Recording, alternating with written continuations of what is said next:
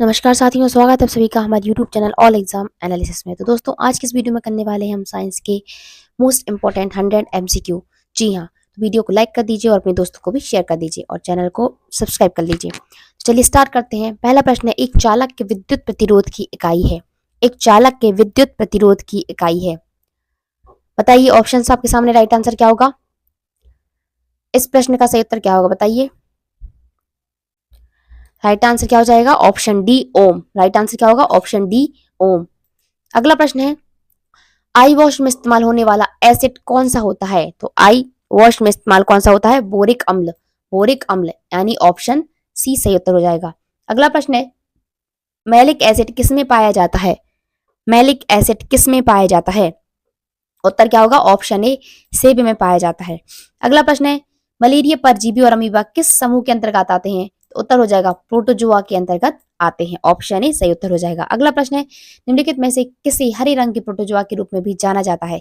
हरे रंग के प्रोटोजोआ के रूप में किसे जाना जाता है? यूग्लिना को जाना जाता है। अगला प्रश्न है, उत्कृष्ट गैसों की इलेक्ट्रॉन बंधुता कितनी होती है? लगभग शून्य होती है। राइट आंसर क्या होगा? Option A. अगला प्रश्न है, इनमें से अधिकतम घनत्व वाली धातु कौन सी है? अधिकतम घनत्व वाली धातु कौन सी है? ऑस्मियम। राइट आंसर क्या हो जाएगा? Option D. अगला प्रश्न है, निम्नलिखित चार तत्वों में निम्नलिखित में से किसकी आयनीकरण क्षमता सबसे अधिक है? किसकी आयनीकरण क्षमता सबसे अधिक है? राइट आंसर क्या होगा? आयनीकरण क्षमता बतानी है, किसकी अधिक है, बताइए। ए, बी, सी या डी? राइट आंसर क्या हो जाएगा? Option A, argon. Right answer क्या हो जाएगा? ऑप्शन ए, आर्गन की। अगला प्रश्न है, ग्रीन ईयर रोग किस फसल से संबंधित है? किस फसल से संबंधित है ग्रीन ईयर रोग? राइट आंसर क्या होगा?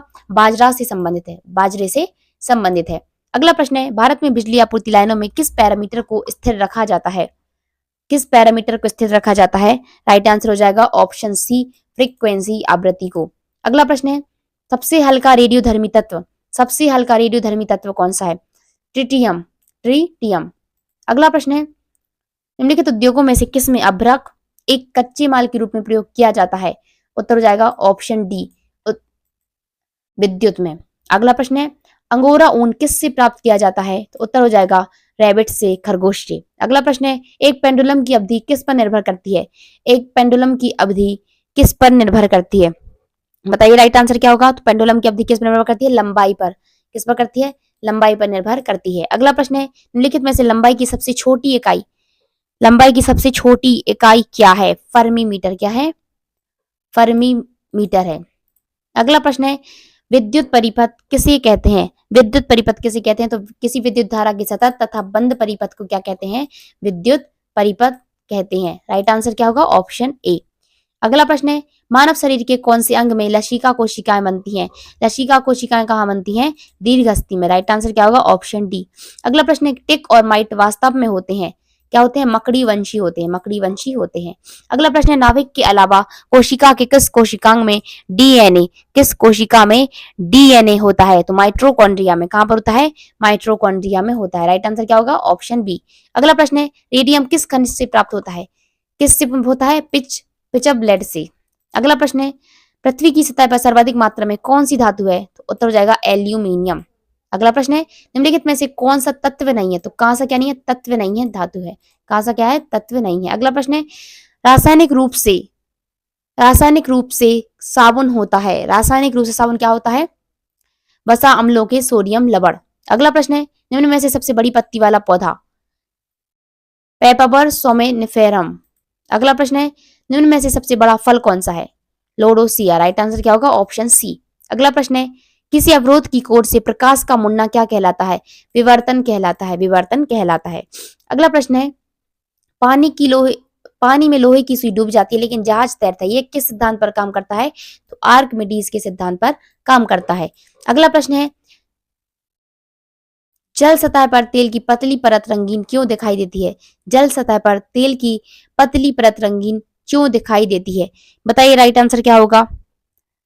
ए, बी, सी या डी? तो राइट आंसर क्या हो जाएगा? ऑप्शन बी, व्यतिकरण के कारण, व्यतिकरण के कारण। अगला प्रश्न है, लेजर प्रिंटर में निम्नलिखित में से कौन सा एक लेजर प्रकार प्रयुक्त होता है? राइट आंसर क्या हो जाएगा? अर्धचालक।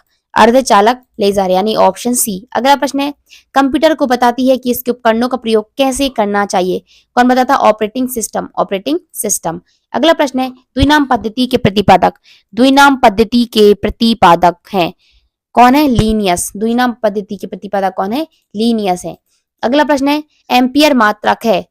एम्पियर मात्रक है विद्युत धारा का। किसका है? विद्युत धारा का। अगला प्रश्न है, सेल्सियस पैमाने का 0 डिग्री सेल्सियस फ़ारेनहाइट स्केल के कितने डिग्री के बराबर होता है? उत्तर हो जाएगा ऑप्शन बी 32 डिग्री के। अगला प्रश्न है, संसार का सबसे छोटा पुष्प कौन सा है? वुल्फिया। राइट आंसर क्या होगा? Option D. अगला प्रश्न है, महासागर का रंग नीला दिखाई देता है क्योंकि उस पर गिरने वाला प्रकाश कैसा हो जाता है? बताइए। क्योंकि उस पर गिरने वाला प्रकाश प्रकीर्णित हो जाता है। ऑप्शन डी सही उत्तर हो जाएगा, प्रकीर्णित हो जाता है। अगला प्रश्न है, निम्नलिखित में से कौन सा पदार्थ चुंबकीय है? चुंबकीय पदार्थ निकिल। चुंबकीय पदार्थ निकिल। अगला प्रश्न है, महान वैज्ञानिक आर्किमिडीज किस देश से संबंधित थे? उत्तर हो जाएगा ग्रीस देश से संबंधित थे। अगला प्रश्न है, परमाणु पायल का प्रयोग कहाँ होता है? परमाणु पायल का प्रयोग कहाँ होता है? नाभिकीय विखंडन के प्रचलन में, यानी कि ऑप्शन बी सही उत्तर हो जाएगा, नाभिकीय विखंडन के प्रचलन में। अगला प्रश्न है, जटिल वैज्ञानिक गणनाओं के लिए प्रयोग किया जाता है फोर्ट्रेन।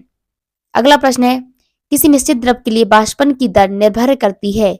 किस पर निर्भर करती है वाष्पन की दर? तो उपयुक्त सभी कारकों पर, यानी द्रव के ताप पर, द्रव की कुली सतह के क्षेत्रफल पर और वायु के ताप पर, सभी पर। अगला प्रश्न है, रबड़ को कड़ा करने के लिए किस पदार्थ को मिलाया जाता है? सल्फर को मिलाया जाता है। सल्फर को मिलाया जाता है। अगला प्रश्न है, समुद्र के पानी में सबसे अधिक लवण कौन सा होता है? तो सोडियम क्लोराइड NaCl। अगला प्रश्न है, लौह अयस्क प्रकृति में किस अवस्था में पाए जाते हैं? किस अवस्था में पाए जाते हैं? ऑक्साइड में पाए जाते हैं। किसमें पाए जाते हैं? ऑक्साइड में पाए जाते हैं। अगला प्रश्न है, जीवन के लिए सबसे विषैली गैस कौन सी है? तो उत्तर हो जाएगा option D, carbon monoxide. Baking soda का सही सूत्र क्या है? NaHCO3। NaHCO3। अगला प्रश्न है, मानव शरीर के कौन से अंग में लसिका कोशिकाएं बनती हैं? तो उत्तर क्या होगा? दीर्घास्थि में। अगला प्रश्न है, कैथोड किरणें बनी होती हैं। कैथोड किरणें बनी होती हैं। कैथोड किरणें किससे बनी होती हैं? बताइए। कैथोड किरणें बनी होती हैं इलेक्ट्रॉन से। कैथोड किरणें किससे बनी होती हैं? इलेक्ट्रॉन से बनी होती हैं। अगला प्रश्न है, अनिश्चितता के सिद्धांत का प्रतिपादन किसने किया था? हाइजेनबर्ग ने। हाइजेनबर्ग ने किया था। अगला प्रश्न है, सबसे अधिक विद्युत ऋणात्मक तत्व कौन सा है? फ्लोरीन। सबसे अधिक ऋण विद्युतीय तत्व कौन सा है? फ्लोरीन है। 18 कैरेट सोने में सोने का प्रतिशत कितना होता है? सोने का प्रतिशत होता है 75%। अगला प्रश्न है, फास्फोरस का अणुसूत्र। फास्फोरस का अणुसूत्र क्या होता है? P4 phosphorus. अगला प्रश्न है, लोहे का सबसे बहुल प्रचुर स्रोत क्या है? हरी सब्जियों में लोहे की प्रचुरता पाई जाती है। अगला प्रश्न है, मनुष्य के शरीर में यूरिया का अधिकतम मात्रा पाया जाता है। उत्तर हो जाएगा ऑप्शन सी, मूत्र में। अगला प्रश्न है, पाश्चराइजेशन का अर्थ है। पाश्चराइजेशन का अर्थ क्या है? राइट आंसर क्या होगा? Option B. राइट आंसर क्या हो जाएगा? Option B. 62 डिग्री सेल्सियस पर 20 मिनट तक जल अथवा दूध को गर्म करना।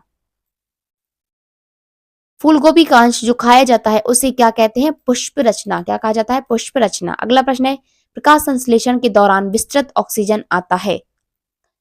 प्रकाश संश्लेषण के दौरान विस्तृत ऑक्सीजन आता है। कहां से आता है? जल से। राइट आंसर क्या होगा? ऑप्शन बी, जल से।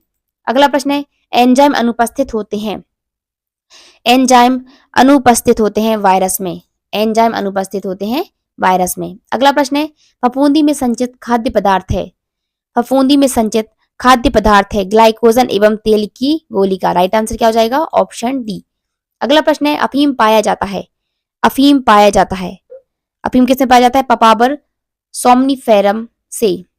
पपावर सोमनीफेरम से। अगला प्रश्न है, विटामिन B6 की कमी से मानव में होता है। विटामिन B6 की कमी से क्या होता है?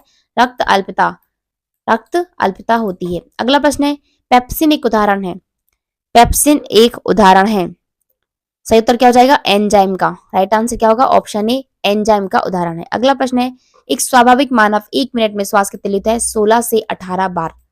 अगला प्रश्न है, टेट्रा एथिलेट पेट्रोल में क्यों मिलाया जाता है? अविस्फोटरोधी दर बढ़ाने के लिए। अगला प्रश्न है, मानव शरीर में सबसे प्रचुर तत्व कौन सा होता है? ऑक्सीजन। ऑक्सीजन होता है। अगला प्रश्न है, मानव रक्त का पीएच मान लगभग होता है 7.4।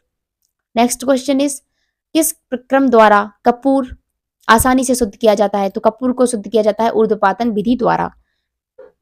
अगला प्रश्न है, कार्बन का न्यूनतम प्रतिशत किसमें होता है? पिटवा लोहा में, पिटवा लोहा में।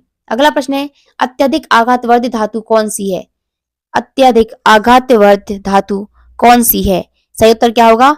सही उत्तर हो जाएगा option D, gold. Right answer क्या हो जाएगा? Option D. अगला प्रश्न है, रक्त में कौन सा तत्व नहीं पाया जाता? रक्त में क्या नहीं पाया जाता? क्रोमियम नहीं पाया जाता। अगला प्रश्न है, आलू के अंकुर उपयोगी होते हैं? आलू के अंकुर उपयोगी होते हैं किस लिए? कायिक वर्धन के लिए, कायिक वर्धन के लिए। अगला प्रश्न है, निम्न में से किस पौधे की वृद्धि में सबसे कम जल की आवश्यकता होती है? सही उत्तर क्या होगा? ऑप्शन ए, बबूल। राइट आंसर क्या होगा? ऑप्शन ए, बबूल। अगला प्रश्न है, विद्युत चुंबक के रूप में सामान्यतः किस धातु का उपयोग होता है?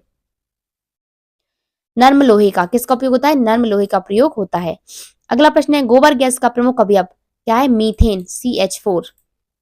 अगला प्रश्न है, आइसक्रीम में जेलेटिन क्यों मिलाया जाता है?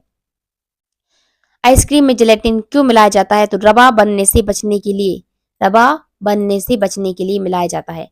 अगला प्रश्न है, कोशिका विभाजन के समय स्पष्ट दिखाई देते हैं? कोशिका विभाजन के समय स्पष्ट दिखाई देते हैं गुणसूत्र। राइट आंसर क्या होगा? ऑप्शन बी, गुणसूत्र।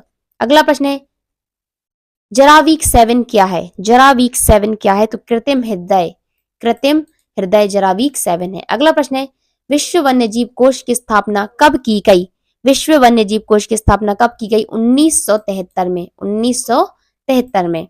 अगला प्रश्न है, डबल रोटी के निर्माण में किस कवक का प्रयोग किया जाता है? डबल रोटी के प्रयोग किया जाता है सैक्रोमाइसिस का, सैक्रोमाइसिस का। अगला प्रश्न है, HIV सर्वाधिक नष्ट करता है?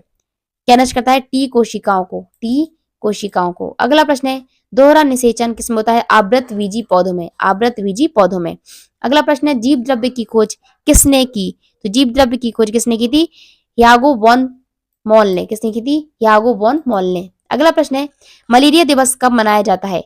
मलेरिया दिवस कब मनाया जाता है? 25 अप्रैल को। कब मनाते हैं? 25 अप्रैल को। अगला प्रश्न है, भोजन पत्र किस पेड़ की छाल से प्राप्त किया जाता है? तो उत्तर हो जाएगा ऑप्शन ए, बेट्यूला पेड़ की छाल से। अगला प्रश्न है, म्यूटेशन बात के जनक हैं? Hugo de bridge, Hugo de bridge हैं। ऑप्शन डी सही उत्तर हो जाएगा। अगला प्रश्न है, पादप शरीर क्रिया विज्ञान का पिता किसे कहा जाता है?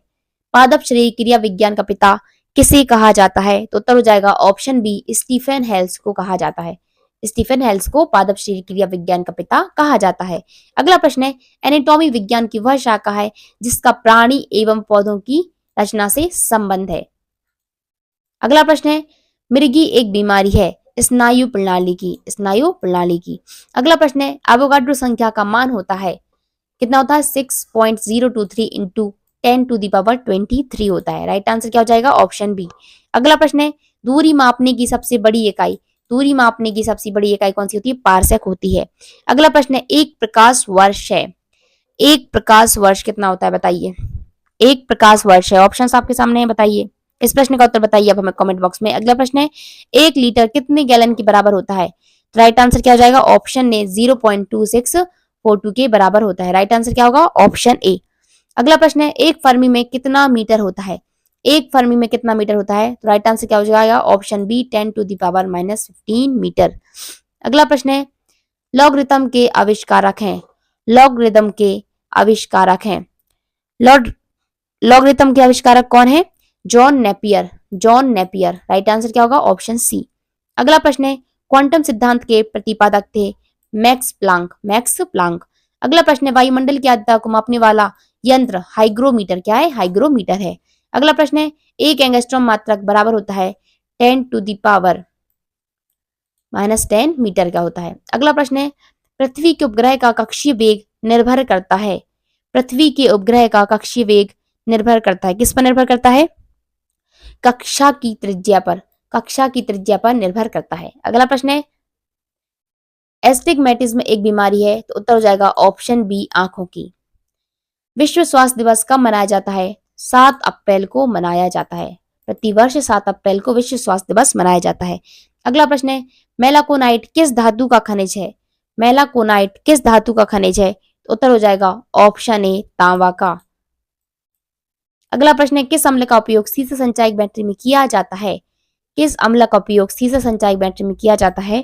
तो उत्तर हो जाएगा ऑप्शन ए सल्फ्यूरिक अम्ल। क्या होगा उत्तर? ऑप्शन ए सल्फ्यूरिक अम्ल का उपयोग सीसा संचायक बैटरी में किया जाता है। ये थे हमारे साइंस के 101 प्रश्न। तो आपको वीडियो कैसा लगा हमें कमेंट करके जरूर बताइए और अपने दोस्तों को भी शेयर कर दीजिए। वीडियो को लाइक कर दीजिए और चैनल को सब्सक्राइब कर लीजिए। मिलते हैं नेक्स्ट वीडियो में, तब तक के लिए जय हिंद, जय भारत।